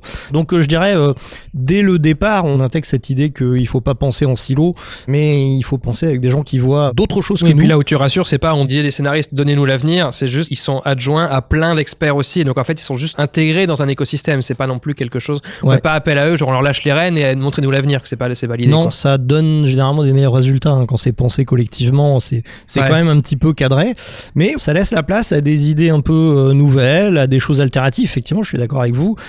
Il y a des choses qui sont de l'ordre de la transgression éthique ou de la transgression de la culture d'entreprise qui généralement n'ont pas voix au chapitre en fait. Et là, on est un peu plus libre. Et puis surtout, en parlant du futur, c'est plus facile aussi. J'ai un exemple qui me vient récemment dans un workshop. On parlait d'éthique, d'égalité, et puis de droit de vote. Et puis, je sais même pas dire quel était l'ingrédient qui a fait émerger cette idée, en tout cas qui a été posé sur la table, qui était de dire, mais est-ce qu'on pourrait pas indexer le droit de vote en fonction de l'espérance de vie? Parce que comment ça se fait que quelqu'un qui a 90 ans décide pour ceux qui en ont 25, alors que cette personne, potentiellement, elle va pas vivre encore très longtemps, et elle va prendre des décisions pour ceux qui vont vont être là encore pendant et qui sont de plus en 105 plus 15 ans. nombreuses aussi, les 90 ans. Ouais, et allons-y, projetons-nous, si cette idée était réellement validée, qu'est-ce que ça donnerait quand même? Ça veut dire quoi? Que les personnes âgées, ça devient des citoyens déclassés? C'est quoi cet indice? Et on est vraiment parti en réflexion. Et ça, typiquement, mais en réunion, je ne sais où, c'est pas possible de balancer un truc comme ça sur la Tout de table. suite, on se dit ça va pas arriver, donc on réfléchit pas. Mais ça, j'aime bien sur le changement de comportement. Et la dernière fois, tu avais raconté une anecdote, Frédéric, sur comment faire en sorte que les gens roulent moins vite. C'est mon dada. C'est les unités de mesure. Ce qui ne se mesure pas n'existe pas. Par exemple, la fierté d'appartenance, donc, on le gère pas. On est dans un monde où on a besoin d'indicateurs de mesure pour les prendre en compte. Ouais, le parce bonheur, que la confiance en soi, il y a pas un la capteur de confiance en- ça. Alors ouais. le bonheur, certaines organisations l'ont, mais et là, en l'occurrence, C'était la vitesse. oui, avec des étudiants, en faisant de l'ethnographie dans la rue, dans un carrefour, pour essayer de faire des étonnements. On travaillait pour un équipementier automobile. D'un coup, je dis, 50 km/h sur un panneau. Mais qu'est-ce que c'est que cette idée? 50 km/h. En ville, on a un indicateur de vitesse qui lui est fait pour un temps long, les heures, et une distance longue, hors de propos Le pour kilomètre. le kilomètre, c'est 1000 mètres. Est-ce que on n'amoindrirait pas les accidents si l'affichage de la vitesse était en mètres secondes? C'est marrant parce qu'en running, tout le monde parle en minutes par kilomètre justement, c'est-à-dire qu'on change la métrique pour Et la dès rendre qu'on plus change sage. les indicateurs, on change la vision du monde. Il faudrait faire un test pour voir si dans un quartier, on remet des panneaux par-dessus les panneaux avec marqué 3 mètres secondes, Tu revois les tableaux de bord des voitures. En fait, ou même le tableau de bord de la voiture, ou en distance de freinage. En mètres, heure, mais ça fait 50 000 mètres. Et du coup, là, tu vois, je fais trop vite. Ne dis pas le stress des gens dans les zones à radar. Hein. intérêt à être bon en maths en tout cas quand vous faites ça. J'arrive sur la partie un peu idéologique. Qu'est-ce qui se joue dans la mise en récit d'un futur collectif? Parce qu'est-ce qu'on parle nécessairement de prévention, on parle de gestion de crise, on peut parler aussi un peu d'influence, parce qu'il y a des gens qui font de la prospective dans le but d'imposer une idée, parce que le but de la prospective en théorie c'est de quadriller, mais une fois qu'on a quadrillé, on peut quand même biaiser le quadrillage. Donc quels sont tous les usages idéologiques différents qu'il peut y avoir de la prospective? C'est une vraie question que je me pose parce que je trouve que, comme on le disait au départ, l'usage de la prospective et des futurs se développe. Et du coup, il y a une vraie question éthique sur l'usage qu'on fait des futurs. Avec de la mise en récit de certains scénarios, est-ce qu'on essaie de faire de la promotion d'une image de la France ou de l'aérospatiale ou je sais pas quoi à X ans, ou est-ce qu'on essaie de donner à voir plein de scénarios différents pour créer du débat, pour se positionner et décider, ou est-ce qu'on l'utilise un peu, peut-être comme dans certaines entreprises, pour faire de l'innovation et du coup créer des nouveaux usages? Donc je n'ai pas de réponse. Une dimension lobbyiste aussi, d'encourager tel usage, de dire Voilà. regardez comme on peut aller dans telle direction. Donc, et toutes ces façons-là du recours à la prospective existent peut-être aujourd'hui, je sais pas si c'est... Ça m'a fait penser, tu sais, aux réflexions. Je m'adresse à François sur le fait qu'il y a une baisse de la natalité, du coup une baisse de jeunes scolarisés. Et donc, je pense qu'on peut partir dans une direction ou dans une autre en fonction de cette donnée du futur. J'en parlais tout à l'heure, ouais. Si on veut être souverain sur notre production d'énergie, production de médicaments, sur notre IA et pas dépendre des clouds américains et des GAFAM, alors ça nécessite d'avoir beaucoup plus de scientifiques et puis de techniciens dans un pays qui s'est plutôt imaginé un pays de la finance et du tourisme, en gros. Et en même temps, on a une chute de la démographie avec 150 000 enfants par classe d'âge en moins. Il y a une impasse.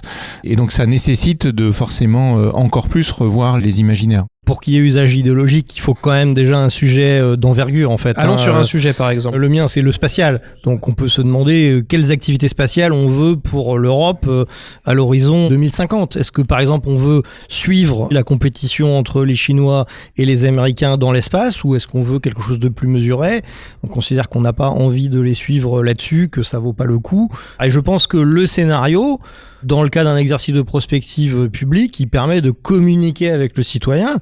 Et le citoyen, il est obligé, s'il est un minimum concerné, de se positionner, parce qu'on est tous souvent obligés de se positionner par rapport au futur. C'est notre futur. Et après, il peut y avoir évidemment cette idée soit d'embarquer les gens, parce que le scénario, s'il est inspirant, il permet juste de fournir une représentation qui est fédératrice, qui peut embarquer les gens, ou alors ça peut être un réflexe de défense contre un scénario qui n'est pas souhaitable. Mais ça, vous le contrôlez pas. Donc en fait, c'est un outil démocratique et après, ce que les gens en font, quelque part, ça regarde la société. C'est un peu... outil aux mains des décideurs d'abord. C'est-à-dire que la prospective, elle peut en tout cas être commanditée par un décideur ou une structure qui à un moment donné veut se projeter dans l'avenir, veut pouvoir décider de la meilleure des façons. Et après, il y a la mise en récit qui permet au grand public de s'approprier Ces scénarios, vraiment, ça peut jouer à plein d'endroits. Soit un accélérateur de prise de décision, soit un fédérateur aussi d'équipe autour d'une même vision, soit une appropriation par le grand public d'un futur. Appropriation beaucoup plus pratique qu'avec un rapport académique de 700 pages. Tout à Avec fait. plein de chiffres et plein de stats, oui. Personne ne lit. Un autre usage, bon, je presse pour ma paroisse du coup, mais de la prospective participative, c'est aussi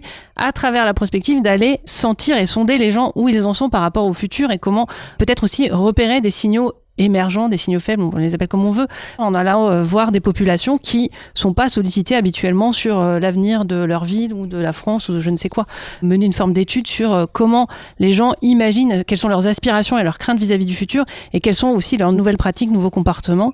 Et peut-être pour ajouter encore une chose là-dessus, un usage de la prospective, encore une fois, que moi je vois puisque c'est ce sur quoi je travaille, c'est aussi à travers la prospective permettre à des salariés ou des habitants ou d'autres acteurs de discuter ensemble et d'imaginer ensemble. Pardon pour le terme, ça mobilise la capacité que l'UNESCO appelle la littératie des futurs, c'est la capacité à se projeter dans l'avenir.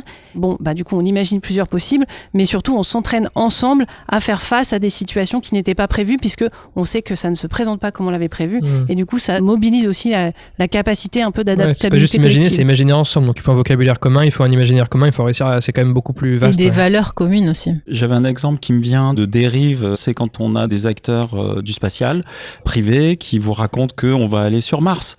Ils mentent, on n'ira pas vivre en masse sur Mars. Est-ce que eux vont aller payer des prospectivistes pour appuyer ce qu'ils disent? Et C'est bien ça sûr ma que oui. question. Et puis là, ça devient de la déformation du réel. Et comme on est dans la fiction, on peut vite dériver, c'est pour ça que je dis ça, on peut vite dériver. Oui. Dans une discussion avec une amie, je lui dis, mais quand même, regarde, l'environnement, la planète, et quelqu'un me balance, c'est pas grave, on ira sur Mars. Ça a fait son travail quand même. Ouais. Tant qu'on ne dit pas quand. Et à combien on sera? Mais indéniablement, les États-Unis mobilisent leur récit fondateur, le mythe de la frontière et l'exploitation des ressources, la ruée vers l'or, le pétrole, etc. Ils les mobilisent pour raconter cette histoire spatiale vers laquelle eux ou un certain nombre d'Américains veulent tendre. C'est ça, donc on revient aux histoires, ils prennent leur propre histoire, ils la projettent vers autre chose, en l'occurrence, c'est d'aller sur En Mars. tout cas, voilà, ils racontent quelque chose pour embarquer leurs opinions publiques. C'est pour ça, juste pour rebondir sur ce que dit Sébastien, que si on n'a pas de démarche prospective en France, on va être colonisé entre guillemets par les récits des autres et le futur des autres. C'est pour ça que au début, quand tu nous as posé la question sur qu'est-ce que la prospective, vraiment, quand on met en place une démarche de prospective, notamment par exemple au cœur de l'État, on se donne toutes les chances de se réapproprier notre futur et de pouvoir agir dessus et de raconter notre propre histoire. Ne pas se demander qu'est-ce que la Chine va faire d'un côté et les États-Unis de l'autre, est-ce qu'on sera forcément entre les deux et... Exactement. Est-ce qu'il y a différentes écoles de pensée prospectiviste? Et s'il y en a, est-ce qu'elles favorisent tout un lien différent avec la fiction? Est-ce qu'il y a différentes façons de faire de la prospective? Oui, il y a différentes façons, il y a différentes écoles. Alors en France, on a la chance d'avoir une école historique de prospective, il y en a aussi aux États-Unis. Il y a des différences dans la projection, dans l'action en fait. Nous, en tout cas en France, on a envie, une fois qu'on a exploré, de revenir au présent et de se dire qu'est-ce qu'on fait maintenant? Ouais. Ces 4 scénarios-là, ces 6 scénarios-là sont possibles. C'est quoi les bonnes actions? Compte tenu que on sait pas vraiment lequel va advenir, ou alors on a une forte conviction sur un scénario et donc on se concentre sur celui-ci. Mais finalement, quelles actions on met en place au présent? Ok. Les nuances sont pas énormes, mais sont pas forcément au niveau de la fiction.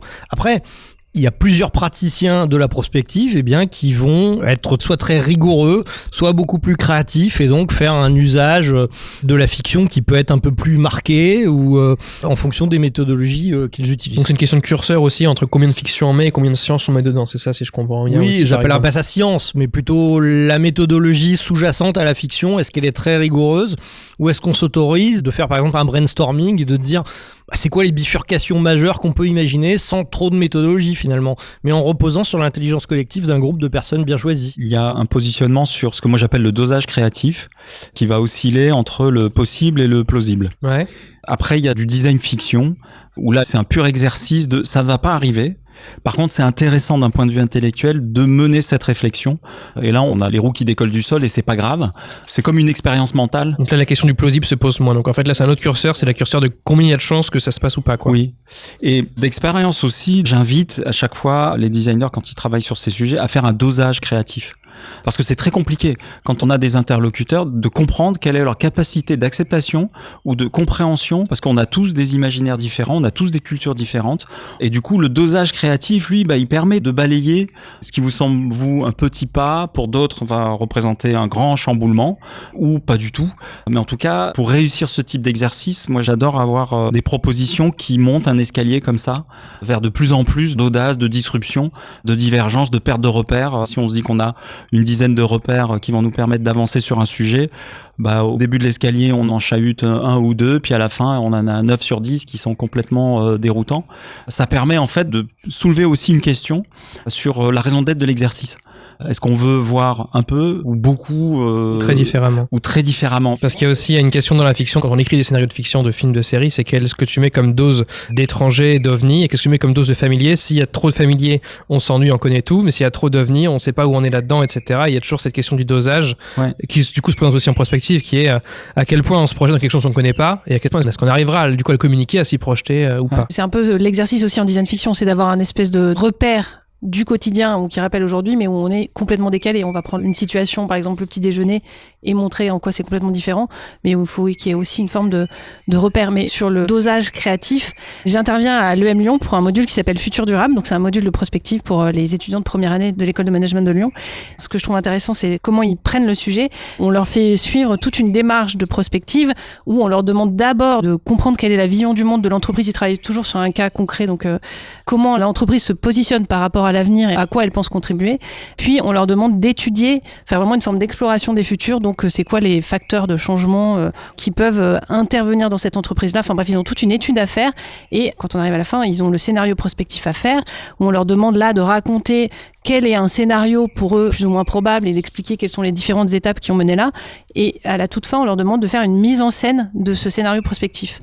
Et souvent, à la fin du cours, donc leurs 30 heures là, ils nous disent « Ah mais c'était génial, mais je comprends pas pourquoi on ne fait pas que la mise en scène ». Puisque pour eux, c'est l'exercice créatif où ils se sont dit, là, on n'avait pas besoin de faire toute cette étude avant pour faire une mise en scène où on imagine qu'il y a des robots partout ou je ne sais quoi et qu'on fait un procès à l'entreprise pour telle ou telle raison. Mais en prospective, même s'il y a ce côté très créatif à un moment donné, on a besoin que ce soit crédible et de comprendre que c'est rattaché à des signaux ou à des tendances ou quelque chose. S'ils se sont posés cette question-là, c'est peut-être parce qu'ils étaient que entre managers et qu'ils auraient été un groupe avec des ingénieurs, des designers, des scénaristes et puis des managers, etc. C'est-à-dire ce qu'on a dans la vraie vie quand on travaille ensemble sur des sujets et pas juste avec des clones de nous-mêmes, peut-être qu'ils se seraient pas posé cette question-là. D'où l'intérêt aussi de varier les profils. Ouais, puis ça rejoint aussi le design de la question. C'est pourquoi on va faire cet exercice de prospective. Pour qui aussi. Il vaut mieux d'abord se questionner sur ses biais, sur pour qui on le fait, avant d'axer le truc. Ok.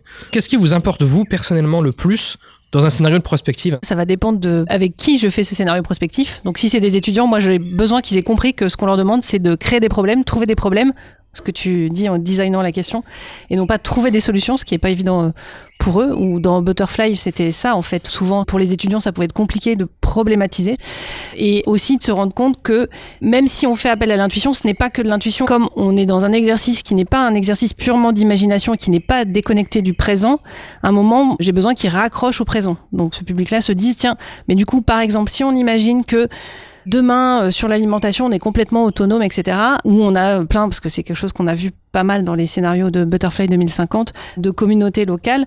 Très bien, pourquoi pas, mais que deviennent les acteurs qui sont aujourd'hui les acteurs qui font tenir l'industrie agroalimentaire ou autre chose et qui demain, vous me dites, qu'ils n'existeront plus. Enfin, moi, j'ai besoin qu'ils me racontent ce chemin où quand ils disent en 2050, on imagine qu'il n'y a plus de guerre. Ok. Ça, c'est désirable.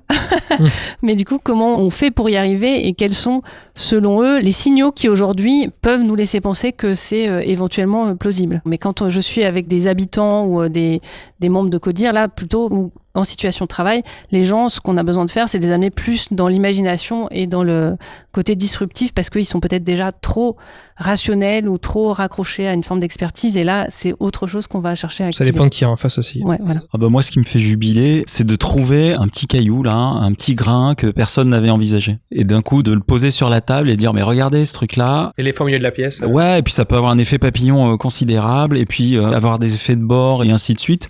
Le principal frein à la créativité, c'est nous. Rien ne nous empêche de retourner une feuille et dessiner de l'autre côté, sauf que on nous a expliqué qu'il fallait lever le doigt avant de parler, qu'il fallait faire comme ci, qu'il fallait faire comme ça. Et en fait, c'est un exercice très compliqué de redévelopper sa plasticité. De déconditionnement. Ouais, oui, et c'est là où on se dit, oh, mais le réel dépasse la fiction. Non.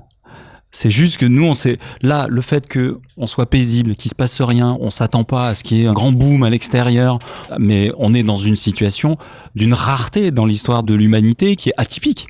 On n'est pas dans un moment typique, en réalité. Et donc, on part du principe que l'aléa, la discontinuité de ce continuum de tranquillité qu'on a, il est acquis et c'est cool et tout se passe comme ça et c'est normal. Et du coup, on a de plus en plus de mal à se dire non. C'est comme les retournements en fiction, le fait de trouver le petit truc qui change absolument tout et qui retourne tous les personnages de leur relation, la table, en changeant une petite chose, c'est marrant, ça se rejoint. Les autres, ce qui vous plaît dans les scénarios de prospective? Moi, j'aime bien qu'il ait la saveur du réel, en fait. C'est-à-dire que même transposé dans un futur, il y a des petites choses qui changent pas, généralement. Il y a un peu de travail, hein, mais si on arrive à faire cette alliance de petites choses du réel qui nous dépaysent pas trop, qui nous montrent qu'on est encore dans le monde qu'on connaît, mais qu'en même temps plein de choses ont changé, là, je pense que le pari est gagné. On a un truc qui tient la route, qui est cohérent, et puis après, il y a le pouvoir inspirant, on va dire. Alors inspirant dans les deux sens, hein. Soit c'est un truc qu'on n'en veut absolument pas et surtout on veut se battre contre, ou soit c'est quelque chose qui va nous engager, où on peut commencer à imaginer des actions pour que ça se réalise. Ça c'est bien. Je dis souvent, si le scénario il est pas inspirant, donc dans les deux sens, hein, les forces dont vous allez avoir besoin pour réaliser les actions vers ce scénario, elles vont vous manquer. Elles vous feront défaut parce que personne n'a envie d'aller vers un truc complètement plat, quoi. Ni de se battre contre un truc complètement plat. Moi, ce qui m'intéresse, c'est souvent d'où part, en fait, la structure qui s'interroge et qui se projette dans cette démarche prospective. Quelle est sa vocation initiale? Par exemple, je suis une entreprise qui travaille sur la mobilité. Je suis obligée de me projeter dans le futur pour voir si je construis les trains de la bonne façon ou si je peux réinventer la mobilité dans le futur. Donc ça, c'est quelque chose qui me plaît et quand je vois qu'il y a une vraie cohérence et c'est pas juste je m'interroge sur le futur pour m'interroger sur le futur. Et ensuite, c'est le call to action. Vraiment, est-ce qu'on peut voir derrière quelles sont les actions à mettre en œuvre pour répondre à la question initiale qui est posée. Mais pas rester que dans la démarche intellectuelle, ok. Exactement. Et enfin, toi, François? Sur la prospective de rupture, poser sur la table des hypothèses qui sont inimaginables aujourd'hui. J'aurais bien aimé que des prospectivistes, en 2019, posent sur la table un monde où on n'a plus l'alimentation en pétrole et en gaz de la Russie à cause d'une guerre.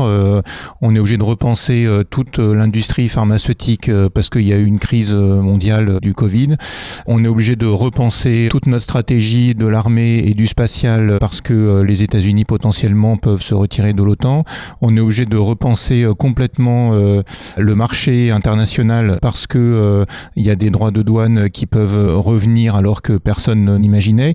Voilà, poser sur la table quelque chose aussi en rupture que ça. Et ça n'a pas été fait, quoi. Mais qui peuvent remettre en cause des idéologies, parce que sans faire de politique, mais c'est vrai qu'avant 2019, où on a été quand même dans une période de la mondialisation un peu rêvée, où chaque pays va faire ce qu'il sait faire de mieux. Les enjeux de souveraineté n'étaient portés que par certains partis en France. Et aujourd'hui, les enjeux de souveraineté, en fait, c'est devenu presque quelque chose de transverse à tout parti. En fait, le mot souveraineté n'est plus juste un enjeu nationaliste ou un truc. Ouais. Exactement. Et peut-être que c'est une démarche maintenant à avoir, à remettre en cause des idéologies massives. Pour prolonger ce que tu viens de dire là, pour vous, quels sont les pans que la prospective n'investit pas assez aujourd'hui? On parle souvent beaucoup de géopolitique et d'environnement, c'est un peu les sujets qui viennent le plus. Est-ce que vous trouvez qu'il y a des domaines, des sujets qui sont pas assez explorés par la prospective? L'humain, moi je trouve. Je pense qu'après, il y a plein de tropismes. Hein. Aujourd'hui, c'est difficile de pas parler de l'IA. Mais de se dire prospective et les enfants, je vais pas dire tout le monde s'en fout, mais... Donc ce que disait Pauline, les relations humaines, en fait, sont pas assez investies par... En fait, l'humain n'est tellement pas technologique. L'état animal, certainement, de l'humain fait qu'en fait, on se rend pas compte qu'on peut, selon les décisions qui sont prises, détériorer un lien social, détériorer une santé mentale, et qu'en fait, si ça s'est détérioré, on peut imaginer les plus belles machines, les plus beaux processus bien huilés, en fait. Et c'est vrai que souvent, dans les équations, moi en plus en tant que scénariste, nous on est centré sur l'humain et les destins, et c'est souvent oublié en fait. C'est souvent une donnée qui va être ajustable. Par exemple, quand on parle de santé mentale, qui est le sujet aujourd'hui un peu en vogue, c'est vrai qu'on peut se demander si quand on réalise qu'il y a de plus en plus de problèmes de santé mentale, est-ce que c'est juste un tabou qui pète, ou c'est juste que la société crée de plus en plus de problèmes de santé mentale, qui fait que c'est pas juste l'homme qu'il faudrait réparer et qui est défaillant, mais peut-être la société, et qui fait que peut-être il y aurait moins de problèmes de santé mentale. Je schématise et je Mais c'est vrai que caricature. quand on pense aux institutions, on passe au privé, c'est vrai qu'on va pas avoir de la prospective sur c'est quoi faire famille demain, c'est quoi être en couple demain, c'est quoi être voisin demain, etc. C'est pas des choses qui sont investies par la prospective aujourd'hui, peut-être. Pas assez. Je pense que oui, le biais qu'on a collectivement, je pense que c'est pas la prospective en particulier, mais si on demande un peu à n'importe qui dans la rue de dessiner le futur, il va mettre un robot, un drone ou quelque chose comme ça. On a vraiment du mal à imaginer le futur hors technologie. Et c'est quelque chose qu'on avait dit dans Butterfly ou ailleurs, enfin, sur lequel j'insiste beaucoup, c'est que d'abord, quand vous imaginez le futur, mettez la technologie de côté, ça n'empêche pas qu'après il y a de la technologie et qu'effectivement il y a l'IA, il y a d'autres trucs, enfin voilà, il y a plein de promesses. Mais ce qui est intéressant de regarder, c'est quels sont les comportements ou comment on va changer, faire famille, faire société, etc. Je pense quand même que c'est des choses qui sont traitées parce qu'il y a tout un volet en ce moment qui se développe sur la question des nouveaux imaginaires et des nouveaux récits où on essaie de voir, je sais pas, par exemple dans le rapport au vivant, qu'est-ce que ça fait si on fait par exemple de la prospective ou pas, mais on imagine, je parlais de carte de France tout à l'heure, un découpage des régions qui se fait plus de manière administrative mais par rapport au bassin versant et donc aux rivières, qu'est-ce que ça change juste là d'un point de vue administratif, mais du coup dans toute la logique de connexion entre les territoires et du coup de façon d'aborder la vie très concrète du territoire, c'est des choses qui émergent quand même, mais effectivement c'est pas demandé par des entreprises directement. Et l'année dernière, je parlais du cours de l'EM, l'entreprise pour laquelle travaillaient mes 42 étudiants, c'était AXA Prévoyance pour le volet habitat. Donc ils font de l'assistance habitation. C'est par exemple si vous avez un problème de plomberie chez vous, je sais pas quoi, ou une inondation, il faut vous reloger, c'est eux qui vont reloger. Et c'était hyper dur, et même pour eux et pour les étudiants, d'imaginer du coup d'autres façons d'habiter, parce qu'ils restaient sur des problèmes de chacun à son logement, et du coup il a fallu amener plein de cartes pour imaginer des sociétés très différentes, où finalement on serait en migration permanente comme les oiseaux ou je ne sais quoi, pour se dire comment on peut habiter différemment et du coup de quelle assistance on a besoin dans un monde demain où peut-être par exemple ce qui compte c'est plus la maison, mais c'est mon potager. Enfin, je caricature encore une fois parce que c'était plus complexe leur scénario, mais c'est ce qui est important, ça va être ma capacité à savoir faire pousser des légumes ou je ne sais quoi pour être autonome à mon échelle. Ça demande une flexibilité mentale qui est assez énorme, ouais. Le quotidien et le local, souvent, passent un peu à la trappe. Pourquoi ? Parce que l'écosystème de la prospective, il n'est pas gigantesque non plus, donc il est d'habitude consacré à des sujets un peu de haut niveau, ou alors des sujets demandés par plutôt des entreprises d'une certaine taille. Et puis parce que les méthodologies prospectives souvent partent d'une espèce de toile de fond qui est constituée par ce qu'on appelle le pestel, là, donc le politique, le géopolitique, l'économique, le sociétal, le technologique, l'environnemental, le légal. Donc partant de là et descendant, on arrive assez rarement au quotidien du citoyen français. C'est quoi un petit déjeuner demain ? Voilà, ou en tout cas, on n'arrive pas à le traiter dans toute son ampleur parce que le sociétal, c'est très large. C'est là où le design, il a voix au chapitre, c'est qu'en fait, j'ai des mots doux pour les architectes, mais souvent je dis que les architectes, ils pensent les bâtiments à l'échelle des bâtiments, et les designers à l'échelle de l'individu et à l'échelle de la main. En prospective, effectivement, on a des visions macro, méta et descendantes. Et moi, souvent, je pousse l'exercice en disant, OK, on repart du bas, là, il y a 15 voisins qui décident de créer une monnaie. En France, on a le droit, l'État n'a pas le monopole. C'est interdit de falsifier la monnaie officielle, mais tout le monde peut créer une monnaie. C'est légal. Et on peut l'indexer sur ce qu'on veut. Si on a envie, on peut inventer une monnaie périssable. Si elle circule pas, elle s'évapore pour éviter la spéculation. Allons-y.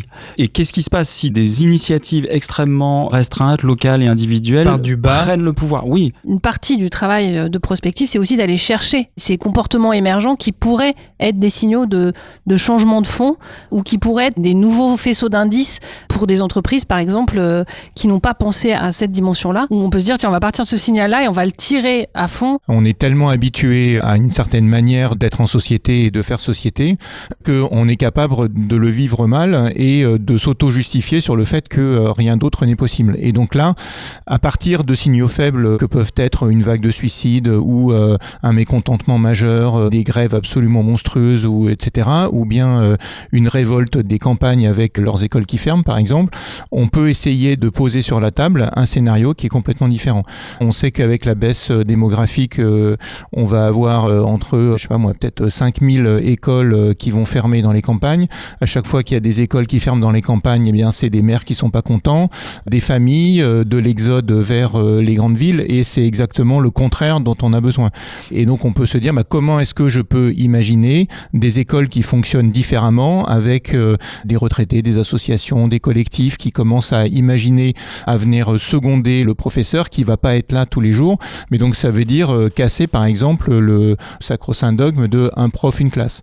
On peut imaginer aussi que le PDG de SPI Batignolles est devenu le conseiller spécial d'une nouvelle ministre de l'Éducation parce qu'il a mis en place dans son entreprise un programme zéro accident et qu'il y avait eu des suicides suite à l'échec, et alors il est venu travailler avec l'Éducation nationale pour appliquer les idées d'une politique zéro échec au sein de l'Éducation nationale, ce qui amène complètement à revoir le rapport à l'élève.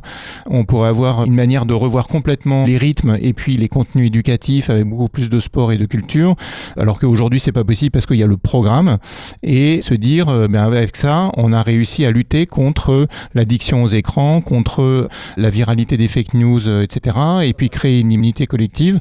Et on se dit oui mais ça c'est pas possible. Justement l'Islande elle l'a fait dans les années 90 pour lutter contre les addictions à l'alcoolisme et puis au tabac. On revient aussi à la question de la rupture. Oui, on revient à la question de la réappropriation du futur en fait. Les démarches de prospective rappellent ce champ des possibles et permettent aux gens de se réapproprier l'action individuelle, collective, locale, et cassent un peu cette attitude de résignation par rapport à un futur que quelquefois on peut voir de manière très négative. Est-ce que vous auriez une question à vous poser les uns aux autres? François, le ministère de l'Enseignement supérieur et de la Recherche, il y a un puits de science derrière ce ministère. Est-ce qu'il n'y a pas un rôle à jouer ou peut-être qui a déjà été joué? C'est le travail qu'on fait avec les agences de programme qui ont été positionnées par le président de la République comme une nouvelle mission des organismes nationaux de recherche comme le CNRS, le CEA, le CNES, l'INRIA, etc., avec l'idée de se dire c'est bien de faire la recherche fondamentale, c'est bien d'avoir en stock tous les enseignants-chercheurs et tous les chercheurs qui produisent la nouvelle connaissance, mais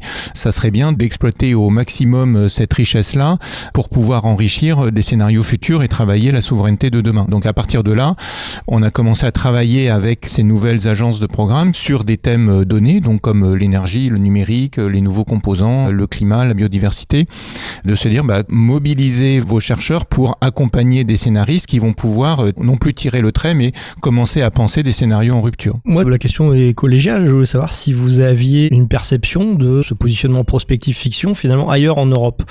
Parce que je sais qu'il y a quelques temps, avec la présidence tournante de l'Union européenne, on a vu l'Espagne qui était arrivée et qui avait mis un gros accent sur la prospective dans la foulée du Covid. La semaine dernière, j'étais à la réunion de l'association Cumulus qui regroupe l'ensemble des écoles de design et d'art appliqué du monde. En tout cas, une bonne partie, et qui sont sollicités à se regrouper une fois par an. En l'occurrence, cette année, c'était en France, à Nantes. Je crois qu'il n'y a plus une école de design qui n'a pas à cœur d'avancer sur ce sujet de la prospective. Il n'y a plus une école de design de bon niveau qui n'a pas d'interaction avec des entités étatiques ou gouvernementales sur ces sujets-là. C'est pas une spécificité française, en l'occurrence. Non, moi j'ai l'impression qu'on a un petit peu de retard même sur la capacité, je crois que ça a été évoqué derrière, de vulgarisation. Par exemple, dans des écoles, avant le bac, de se poser des questions sur ces projections d'avenir plutôt que d'avoir la sensation de subir, et derrière d'être aussi en capacité auprès d'acteurs professionnels et gouvernementaux d'arriver à avoir entre guillemets des cas d'école pour montrer les bénéfices de ce type d'exercice. Moi j'ai quand même encore l'impression qu'en France, pardon pour l'expression, quand on fait de la prospective, on joue à la dinette. Les décideurs disent oui allez-y, amusez-vous, et puis on n'en fait rien. T'as les exemples de pays là qui deviennent où c'est enclenché derrière sur des prises de décision, où il y a des process là-dessus, ou... Singapour. Alors j'allais dire en Asie, Singapour, le Japon, les US. Quand un gouvernement ou une collectivité sollicite des démarches de prospective, c'est à dessein. C'est dans le but d'agir et de faire quelque chose. Pardon, mais quand en France, on lance un concours de prospective et qu'on demande aux grands patrons, alors, qu'est-ce que ça va devenir? À quoi ça sert tout ça? On nous répond que c'est bien d'écouter ce que la jeune génération a à dire. Mais personne s'engage à se dire, s'il y a des bonnes idées, on va y aller. C'est comme quand les rapports sont émis ou quand on demande à la population sur un sujet ce qu'ils en pensent, il n'y a pas le truc derrière d'enclencher nécessairement une action de politique. Enfin, il n'y a pas ça qui est institué en France pour l'instant en tout cas, quoi. Pas assez. Je dis pas que ça se fait pas, hein. La prospective, c'est comme un peu la recherche-développement d'un pays ou d'une entreprise. Et c'est vrai qu'on a souvent tendance à mettre ça de côté et à le sous-estimer. Moi, je sais que quand on a commencé à réfléchir sur la prospective à la Cité européenne des scénaristes et qu'on a abordé des gens au sein de l'État, au début, on me disait non, mais on fait pas de prospective, il n'y a pas vraiment de prospectiviste. On a eu l'impression un peu d'arriver sur une île déserte où on pense qu'il n'y a personne et en fait tout d'un coup il y a quelqu'un qui lève le doigt et dit moi j'en fais un petit peu et ah oui et moi aussi et tout d'un coup il y avait toute une communauté qui sortait un peu de son placard, hein, c'est un peu ça, hein, et qui disait mais moi j'en fais mais en gros si je caricature mais je suis pas écoutée, on n'en fait pas grand chose. Problème de légitimation, ouais. Et aujourd'hui peut-être François en parlera mieux mais c'est vrai qu'il y a plusieurs institutions où on pourrait supposer qu'elle fait de la prospective avec derrière une mise en action et en fait ce sont des institutions qui sortent des rapports, mais il n'y a pas forcément derrière une mise en action. Et en fait, je me suis fait cette réflexion, c'est que le politique est tellement dans un temps court réactionnel par rapport à des situations qu'en fait, on est toujours avec une sorte de train de retard et on n'arrive pas à se réapproprier un temps long de prospective. Ouais. De prospective. Et le seul qu'il avait fait, alors, dans des exemples récents, et moi ça m'avait bluffé parce que je trouvais que c'était vraiment pour le coup, par définition, il était dans un temps court, c'est le Premier ministre Michel Barnier. On savait tous qu'il était sur un strapontin et lui il s'est dit ok moi je vais faire de la prospective à 4 ans et donc il avait réuni son gouvernement et pendant un jour, 2 jours ils avaient travaillé sur la prospective à 4 ans là où en fait c'est marrant le gouvernement il a duré 3 mois je crois mais je trouvais ça assez audacieux, il y avait un peu de panache dans la démarche. Il aura fallu ça pour qu'on s'y intéresse. Quel conseil vous donneriez à nos auditeurs scénaristes qui souhaiteraient maintenant s'intéresser à la prospective, peut-être s'investir dans la prospective? En tant que scénariste je dirais donc à mes amis scénaristes, vous avez le pouvoir de changer le monde, donc faites bon usage de vos mots et de votre imaginaire parce que ça peut transformer les esprits, transformer la France. Il faut explorer, il faut pas aller vers ce qui vous paraît le plus crédible en fait. Justement, la plus-value, elle est dans l'exploration, hors des sentiers battus. C'est intéressant parce qu'en fiction, souvent, il y a quand même une injonction à la vraisemblance. C'est-à-dire, si le spectateur n'y croit pas, ton scénario ne marchera pas. Oui, c'est possible que ton personnage fasse ça, mais le spectateur n'y croira pas, par exemple. Mais justement, le pari, c'est que si vous arrivez à faire croire à ce scénario qui n'était pas forcément le plus probable, vous aurez démontré la validité de ce scénario. Il y en a d'autres, des scénarios alternatifs au plus crédibles ou au plus probables. Il y en a. Simplement, il faut que l'art puisse réussir à montrer que c'est possible. Je pense qu'il faut, en prospective aussi, quand on écrit des scénarios comme ça sur le futur, il faut avoir une bonne culture historique à l'international. Il faut se souvenir du passé parce qu'il y a un certain nombre d'invariants qui pourront ou pas être remobilisés et modeler le futur. Donc ça, c'est aussi très important. Et puis en prospective, on dit penser à l'humain. Jusqu'à très récemment, on ne pensait pas que quelqu'un d'autre puisse réaliser les futurs qu'on va imaginer.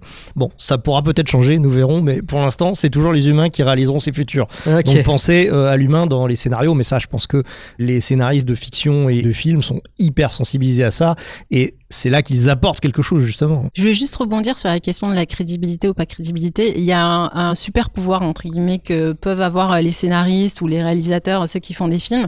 C'est le contrat tacite auquel est habitué le téléspectateur ou le spectateur lorsqu'il rentre dans une salle de cinéma ou lorsqu'il lance une série. C'est un mécanisme qui s'appelle la suspension consentie de l'incrédibilité. Et en fait, à partir du moment où on lance une série, on met de côté sa rationalité, son jugement, etc. et on se laisse happer. Alors, des fois, ça marche, des fois, ça marche pas, mais généralement, le contrat, c'est de se laisser happer et d'y croire. Et en fait, c'est une porte ouverte. Et c'est pour ça que la fiction aide à embarquer des gens dans un autre futur. C'est que la fiction permet ça, d'ouvrir cette porte, souvent une porte sur le cœur, et d'embarquer les gens, même si ça paraît peu probable, à la fin, ils peuvent y croire. J'allais dire presque la même chose, mais avec d'autres mots.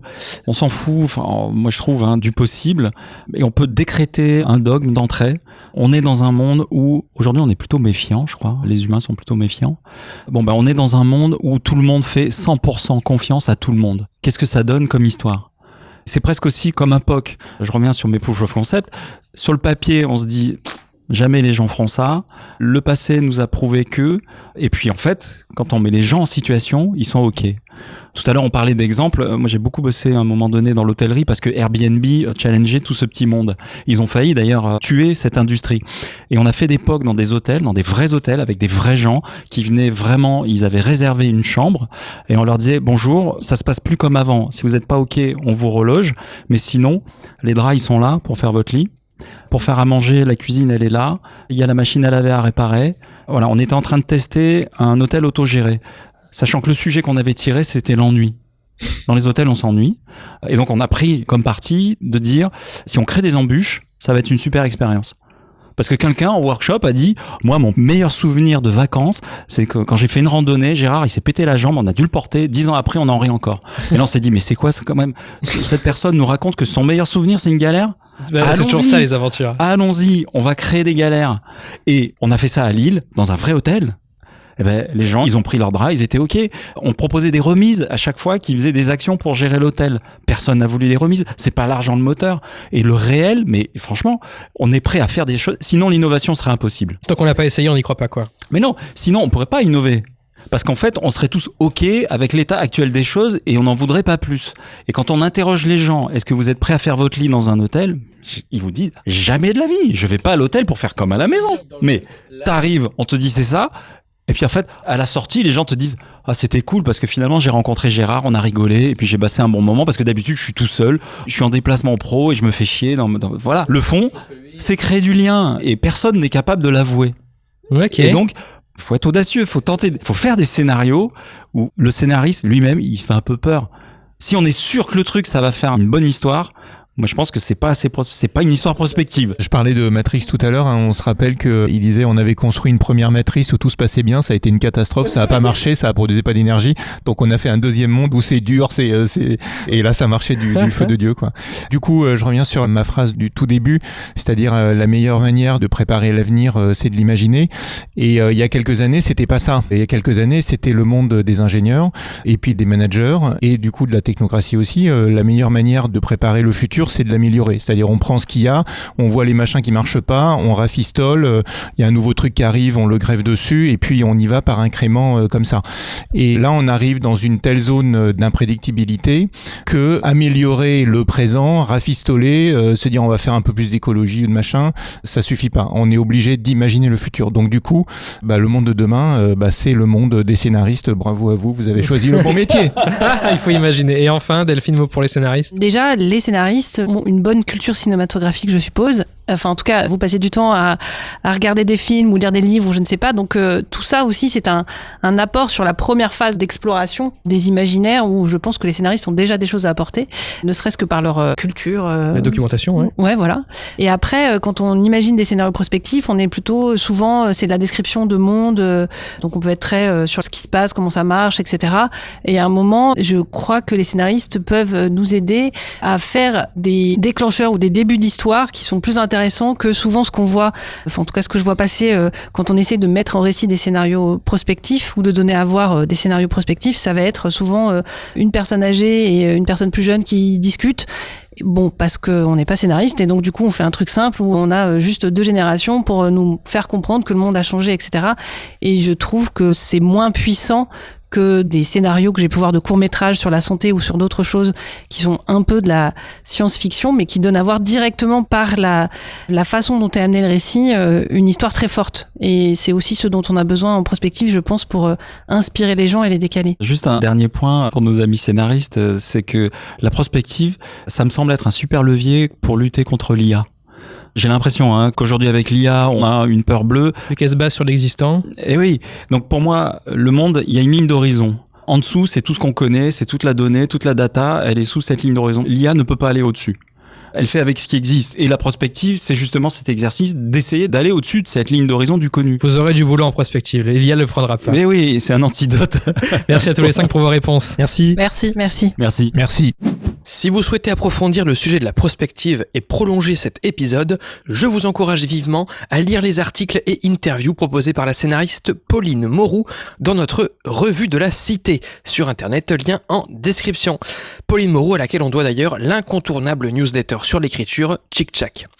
Par ailleurs, je vous informe qu'à l'issue de cette 2e édition du concours Butterfly 2050, le jury a récompensé 4 scénarios de prospective, portés donc par 4 groupes d'étudiants différents. Prix du jury pour Opération France 2050 qui, sur le sujet de la nourriture, imagine une 6e république plaçant le vivant au centre de notre démocratie en réévaluant la valeur de la nourriture depuis son mode de production jusqu'à celle de consommation, insistant sur l'éducation à l'alimentation et proposant même une carte vitale alimentaire. Prix du jury ex aequo pour le scénario Paris Malice qui, sur le sujet du prendre soin, imagine la communauté des enforestés. En réponse en effet au technosolutionnisme type bracelet connecté de santé toujours plus performant mais aussi centralisant nos données dans quelques mains parfois cupides, les enforestés